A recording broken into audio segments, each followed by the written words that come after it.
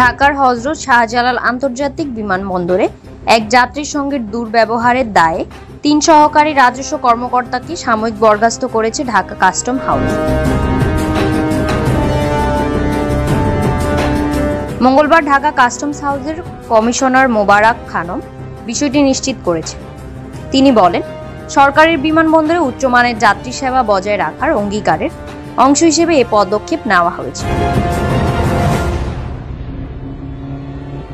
সাময়িক বরখাস্ত হওয়া কর্মকর্তারা হলেন আজিজুল হক, শিমুল চৌধুরী ও আলম। এছাড়া এ ঘটনায় একজন সহকারী রাজস্ব কর্মকর্তা ও একজন উপপরিদর্শককে কাস্টমস হাউসের প্রধান কার্যালয়ে ক্লোজড করা হয়েছে। সূত্র জানায়, গত 15 সেপ্টেম্বর বিদেশ ফেরত এক যাত্রী ব্যাগেজ পরিদর্শনের সময় দুর্ব্যবহারের শিকার হওয়ার কথা জানানোর পর কর্মকর্তাদের ব্যাপারে তদন্ত করা হয়।